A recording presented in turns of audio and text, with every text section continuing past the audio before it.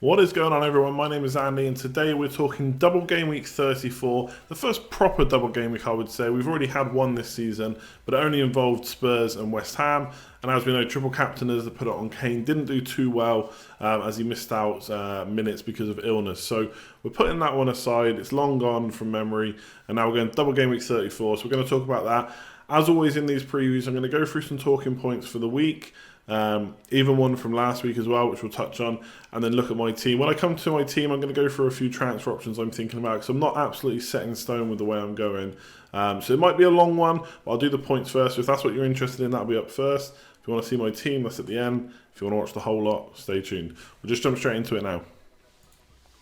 So this is the points I got on my team currently. Bench boost is activated. I'm pretty sure I'm going to play that this week.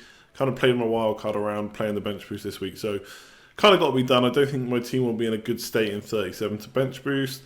And triple captain wise, I think is going to be better in double game week 37. And yes, of course, there's potential rotation, but Harry Kane's got Newcastle away and West Brom at home, so that looks a good option. And maybe even Aguero at home to Brighton and Huddersfield could be a cheeky differential, because I think a lot of people will put it on Kane. So maybe if Aguero is nailed at that point, obviously we don't know because Man City will have won the league, we assume. Obviously they didn't quite get the job done last week, but it looks like it's going to happen. So they're my triple captain options. I'm going to bench boost this week. I'll come on to the rest of my team later. And currently ranked 37,359, so I didn't do a review this week, so I want to touch on that. That's up about 3,000 places to last week, maybe 2,500, something like that. So another green arrow. It's actually my fifth in a row. 5 weeks ago I was 70k, so I've almost halved my rank. It's not a bad run of form coming into double game weeks. I've got all my chips left and stuff like that, so I'm kind of happy.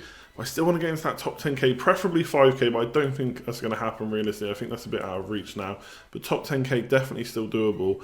And I feel like I'm on a, like I say, good run of form, got all my chips and stuff left, so fingers crossed. So, let's talk points. First one, some of these all go together, but they're just there to remind me what to talk about, basically. But the Kane non-goals, so that's kind of been finalised today. Now, this doesn't really need to go in the preview. It only kind of touches on a bit of the golden boot stuff. But I was going to do a separate video on this, but I'm just not going to have time this week. Almost wanted to have a little rant about this. So, you'll all know what happened. Eriksen takes a free kick. Ball goes in. I was watching in real time. I was watching live on TV. I'm in Ireland, so we get 3 p.m. games. We get one 3 p.m. game through Sky on TV, and it was Spurs. So I was watching. Straight away, I was tweeting, it's Kane's goal. Then I watched it back, and it didn't look very close. And I was slowing down the replay, and I couldn't see where he touched the ball. So I was like, okay, this could get removed. Just keep that in mind. And obviously then it did get removed. So the Premier League review it. They decide it's Eriksen's goal. I think it's fair enough. I've not seen an angle which absolutely proves it's definitely Kane's, but we know that Eriksen kicked it. Goes to him. Fair enough. Very annoying, yes, if you captain Kane, if you bought him in. I can see why that's annoying, but he doesn't get the goal. That's fair enough. But then afterwards, he gets a bit desperate. And to be fair, this kind of shows just how desperate he is to score goals, break records, get golden boots. And for an FPL manager, that's actually really good. So I can't really fault him for that. It actually makes him look like a really good option to bring in this week if he wasn't already. Now, I know, I've said this myself, other people have said it, it's kind of breaking news, an attacker wants to score goals. We know that. We know Kane wants to score goals. We don't need to know that he now wants the golden boot. But I think it shows a level of dedication to get there.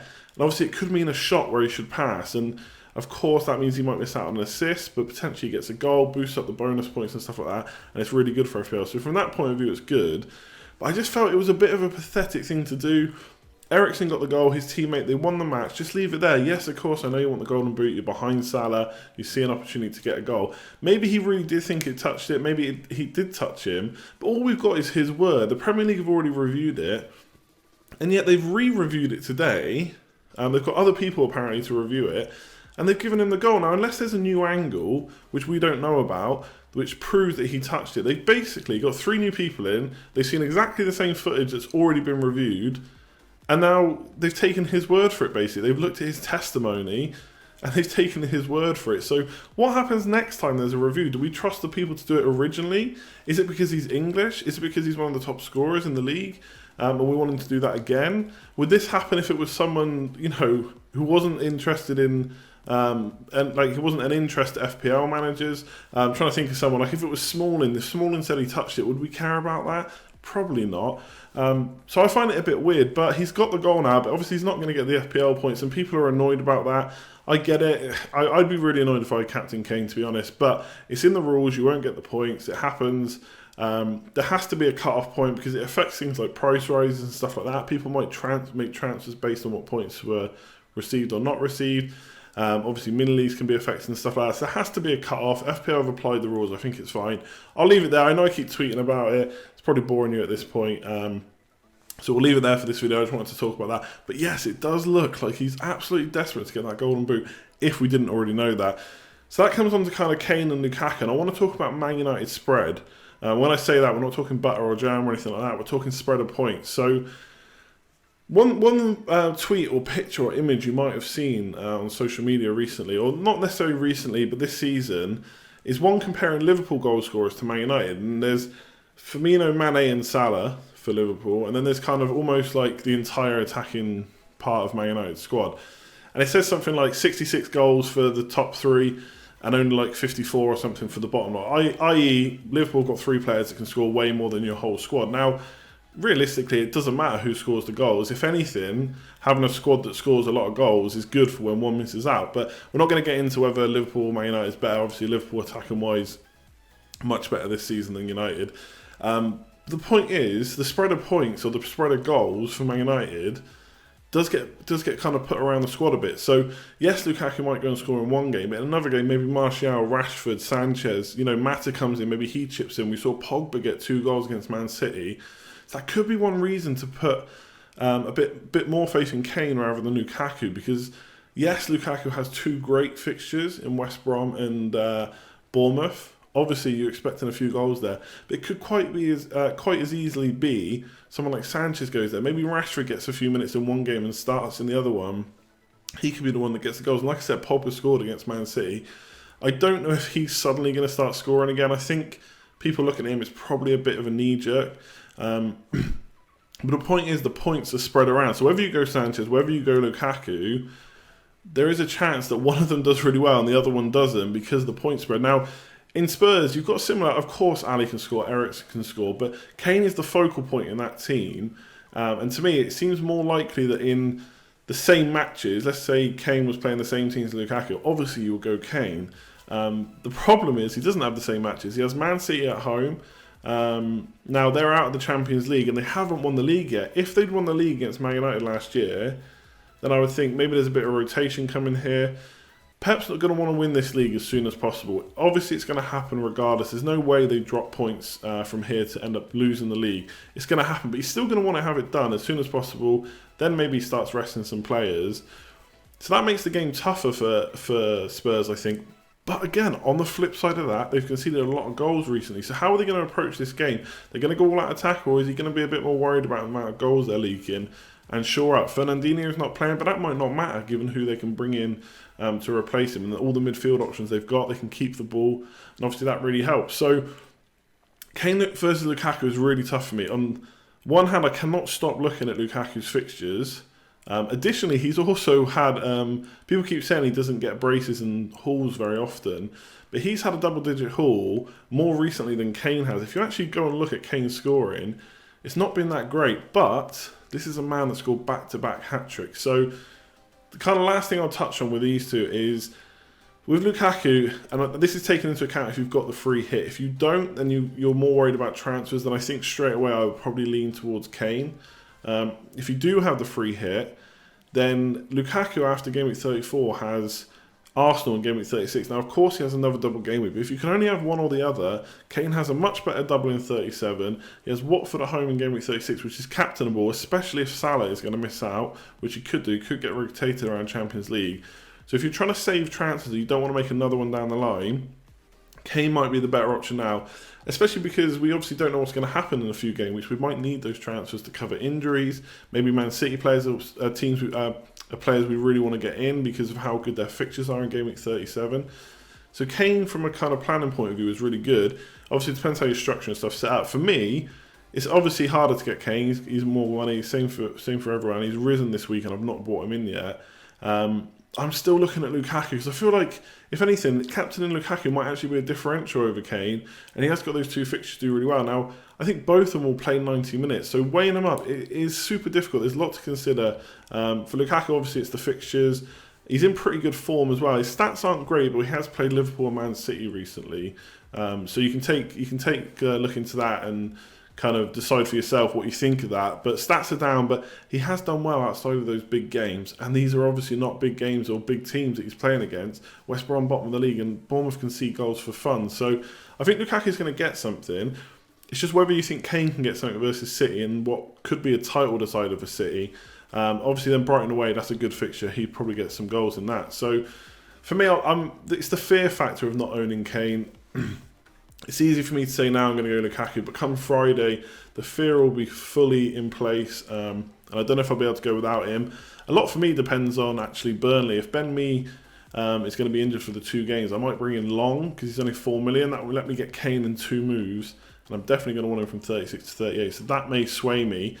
If not, I'm going to look towards Lukaku, I think. I just want to go for those fixtures, have a Man United attacker, but you've got to have in the back of your mind that those points could be spread throughout the team. You've got Lingard as well, who I haven't even mentioned yet. So have a think about that and let me know in the comments below, Kane or Lukaku. I know it's really tough to answer for definite. There's pros and cons to both. But it could be worth going Lukaku and then switching to Kane in 36, especially if that was your plan all along, like it was for me. Hopefully that helps in some way. Obviously, there's lots of points to consider. But yeah, let me know in the comments below what you think. And then Liverpool and Salah. So a lot of people went Salah less last week. If you got Eriksen, fair play. If you got Ali, still fair play, but obviously didn't get as many points. Personally, I think what was interesting actually talking about the Golden Boot is when Kane got accredited the goal by the dubious goals committee or panel, whatever they're called. Salah tweeted. Now I don't know if it was him or someone on his media team because it was pretty quick after the decision. It just basically said, wow, really, as if to say, did you really give him that goal? So his eye is obviously on the Golden Boot as well. Now, I don't know if he's got quite the same attachment to it as Kane. And again, it goes back to the point that, of course, attackers want to score goals anyway. So does the Golden Boot really help them score goals?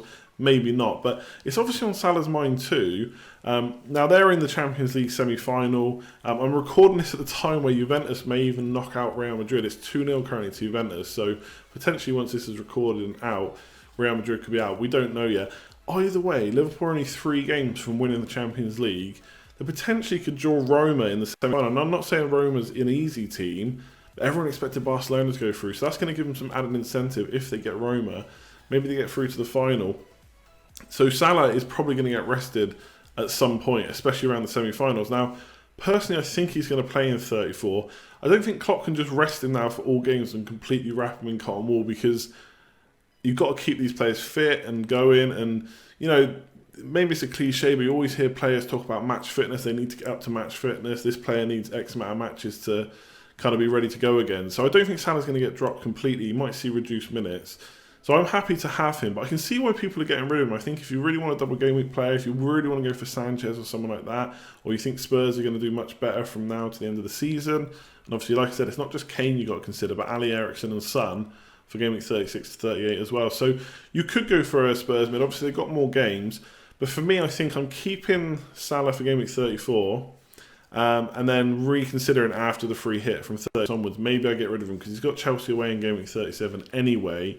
So I could maybe get a Man City mid or switch my Spurs players around or something like that. So I don't know exactly what I'm going to do with Salah, but just to talk about him, obviously I don't need to tell you how good he's been this season, but I think this week he plays. If you haven't already got rid of him, I'm not sure this week is the absolute best to do it.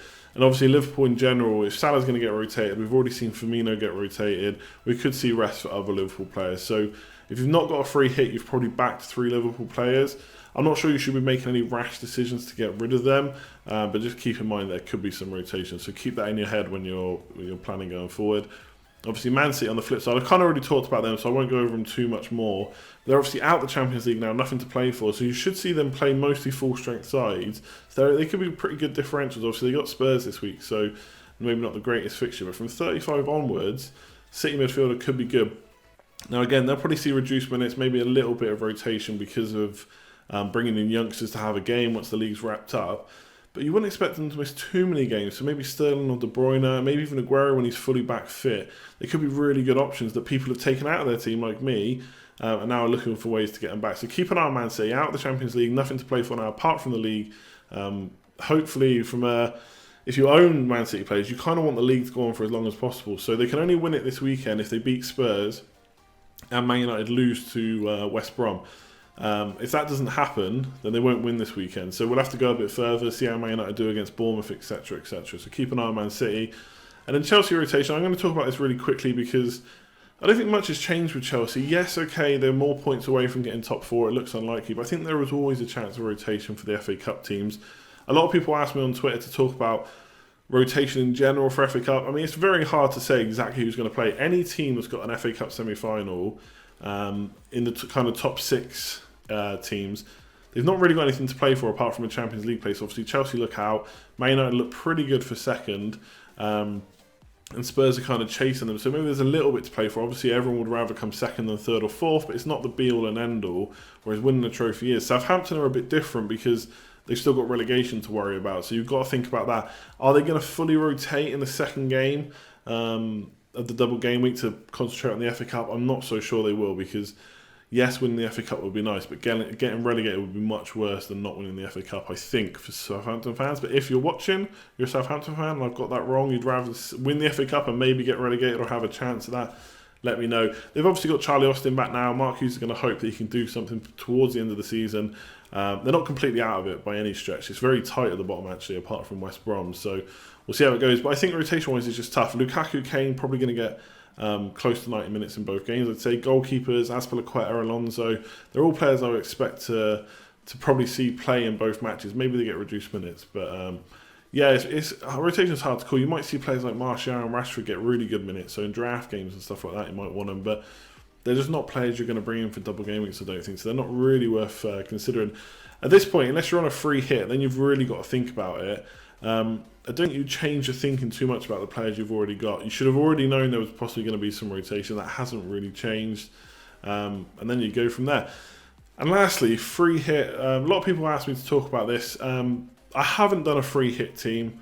It's quite hard to do when you're not on the free hit because, I'll be honest, I've not really given it any thought because why would I? I don't need to use it. Yes, I could have made a separate video. I just don't have time for that. So the only thing I would say if I'm on a free hit, I think you can obviously take maybe a risk or two. You can also cover all bases. So I've kind of talked about Kane versus Lukaku. Well, I would probably have both on a free hit. And I would also be very tempted to look at getting Sanchez in as well if you can afford all three. Remembering that you can put the bench as cheap as you like because you're obviously going to hope that your first 11 all play at least in one match, if not the other one. So yeah, you're going to max out on double game week players, and then for the other four spots, you just go as cheap as possible to get as much money on the pitch. That's how I would play it. Sanchez, Lukaku, Kane for sure, Alonso as well, and just kind of work from there. Now, captain-wise, could you go Sanchez? Maybe. He's looked better in recent weeks for Man United. He's got the fight in him, but we've always seen that. But he still loses the ball a lot. He seems to have turned into Man United's assister rather than a guy that's going to go and get goals. He's kind of out wide quite a lot. He's coming in sometimes, but he's usually crossing or passing. Obviously, he doesn't really need to get in the box as much as he maybe did at Arsenal because Lukaku's always there as the focal point. So Sanchez is much more of a wide man than he maybe was at Arsenal. And we've seen this in the stats. So his kind of touches in the penalty area and his shots in the penalty area and shots in general are really low. He's actually creating a few chances, but even for that, he's not that high. So it's whether you think the Man City game is going to be a turnaround for Man United, or whether Mourinho is going to kind of let him off the leash for West Brom and Bournemouth, and you'd hope he would, but he's not really done that since the start of the season. He wants to shore up second place. Once he's 2-0 up against West Brom, maybe he just takes off a few players, brings on a couple of defenders, and just shores up the match because it's FA Cup then. So I don't know about Sanchez if I'm bringing him in and I've not got the free hit. But if I did, I think I'd have him, Lukaku, and Kane and work from there. And obviously there is maybe one or two single game week players to consider. Salah, you could still have him for Bournemouth. I think that's a good fixture. Maybe on Arnautovic as well. I think he plays Stoke and he's looking in really good form. Still, he's done really well all season. So look at them. Otherwise, any free hit questions, leave them in the comments. So I don't really want to build someone's team for them because I'm sure you've got enough knowledge to do that yourself. But if you've got any questions about maybe who shouldn't bring in, or you've got a query about person A versus person B, let me know in the comments below. Otherwise, I think I'll leave it there for the points. Just quickly moving on to my team. So original plan was Aubameyang to Lukaku and maybe Mustafi to Tarkowski. So that would give me 3 Burnley players on the bench and Brighton. And I've been a bit down on the bench boost. It's not that exciting, but if Burnley nick a clean sheet, Barnes nicks a goal in one of the games, then I think that's fine. I mean, 16 to 20 points for the bench boost is probably okay. Any more than that's a really good bonus. So I'm not too worried right now. I could keep Mustafi. In game week 37, he's got a double game week. But I don't have a bench boost, and I've already got 3 defenders that will play twice, so they're playing 34 and 37, so I don't need to hugely worry about that. Plus, Arsenal could still be in Europe, and maybe they'll be rotating. We've already seen that with the attackers. It could come with the defenders as well. So, I don't know about Mustafi. To get Kane in 2, I probably need to get rid of someone like Alonso, Son, or Mahrez, and I don't really want to do that. So, like I said earlier, if Long from Burnley was available, I could do Long in for Mustafi and Kane in for Aubameyang. That's possible. But what I'm probably going to do is one of these two. So Aubameyang to Lukaku, and then Gross to Lingard for free, and then leave it at that. Or I could bring in Tarkowski for Mustafi for a hit. Or I just keep Gross, don't go for Lingard, just get Lukaku and Tarkowski and take no hits. So that's kind of what I'm looking at. It just depends on Kane. So I'm going to try and leave it as much as possible, even if price rise is going to happen. I'm going to leave it till Friday to decide, or Saturday morning, and then just make the decision, Lukaku or Kane. I really wish I could give you a definite answer of which way I'm going. It'll probably be Lukaku, but I don't know for definite. Like I said, let me know what you think below. Otherwise, I think my team's set. I'm not going to worry too much about rotation because, you know, Son and Willian, I feel like they've been unlucky in the past couple of weeks not to get points. So I'm going to put my faith in them and hopefully they can get some, even if they just play one game. Unfortunately with Son, if he does, it might just be the Man City game, not Brighton. But it is what it is. Obviously people are talking about Mahrez and Vardy. Are they both worth it now? Well, Mahrez has been so consistent apart from the last couple of games, like pretty much all season. So I'm not counting him out just yet. I'm happy to have him. Maybe you'd reconsider again if you're on a free hit having both. Vardy again is similar-ish apart from he's been scoring, but he's been a bit lucky. But his expected goals is actually really good over the last few weeks. So, again, I don't really see a good reason for me to get rid of him when he's been getting me points. If he's going to keep ticking over and getting bonus points along the way, that's good enough for me. So, that's it for this video. I don't know how long this has been. I know I've been talking for ages, so hopefully it's not too long. I haven't bored you to death. Let me know what your last minute queries are for Game Week 34, and I'll try and get to as many as possible by the end of the week. Let me know in general how you're getting on, what you think is going to happen this week, what are you expecting from your bench boost. I would love to hear it. Otherwise, yeah, I'll leave it there. Give this a like if you've enjoyed it. Subscribe if you're new around here. We're coming up to 9,000 subscribers now, so the growth on the channel has been really good recently. So I appreciate everyone watching, tuning in, liking, subscribing, commenting, all that good stuff. Last thing to say is next stream will be Thursday at 9:30 UK time, so tomorrow, by the time you've seen this, hopefully. We'll answer all last minute questions, and I'll try and decide on my transfers, but it seems unlikely when we've got a whole day on Friday to go through it. And that will also be the 100th stream as well, just to mention that. So 100 streams coming up. I don't really have too much planned for it apart from a normal stream, but still nice to celebrate that and to kind of thank you for tuning in all that time. Anyway, really going to leave it there now. Like, comment, share, subscribe, all that good stuff. Good luck for the double game week 34. Hopefully it's a big one. I'm hoping for more than 150 points just because points are great. And hopefully you guys get it too. Leaving it there. Cheers all.